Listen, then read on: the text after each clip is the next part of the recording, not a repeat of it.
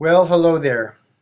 This video is of a 1965 FJ40 Toyota Land Cruiser. This is a neat little truck. We've cared for it in our service department for a number of years. Truck was painted about 20 years ago, but it's actually still quite nice and shiny for what it is. I mean, it's far from perfect, but it's nice. Good body integrity. Very rare hardtop. This is unique to just a couple of years of production with the corrugated sides and the bifold guillotine, as they call it, style rear hatch.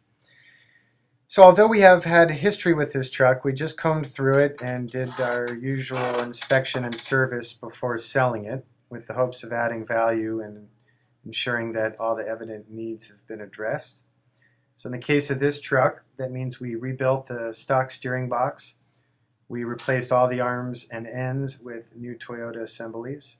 We replaced the motor mounts. We removed the oil pan, replaced the oil pan gasket, painted and primed and painted and detailed the pan and put it back on, and then new oil and filter.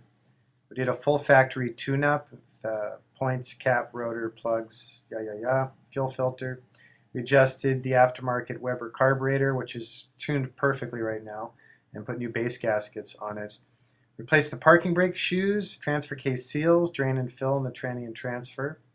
We replaced all four brake drums, all the shoes, all the wheel cylinders, and all the hard lines. We replaced the factory battery tray, battery hold down, new Optima battery, new terminals.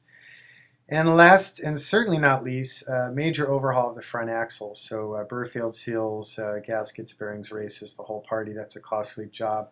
See that on the dash? That's kind of cool. You crank that, and there's a vent on the front plane of the windshield frame that opens up. It's referred to as factory air conditioning. These visors that are on the truck are kind of neat. They kind of remind me of our Icon visors, or at least an early version thereof.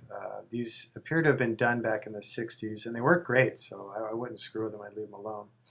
Headliner's been restored, seating has been restuffed, and new upholstery within the last couple of years.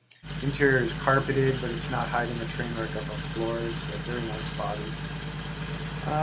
What else can I tell you? These funky running boards are vintage as well. They're kind of cool though, made back in the day.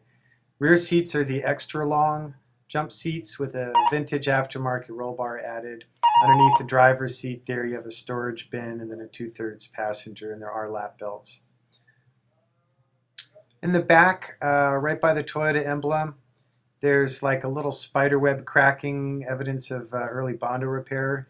What I think happened is there had been an auxiliary reverse light there that someone had added back in the 60s that was stock on a 68, I believe it was.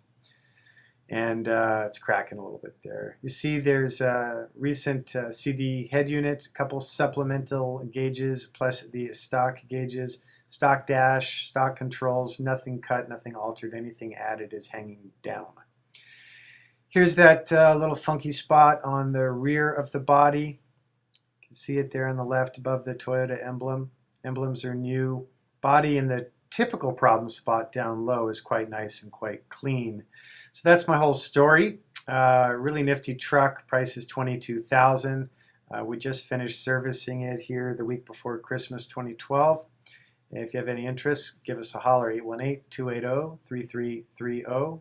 And more details and stills can be found at TLC4x4.com.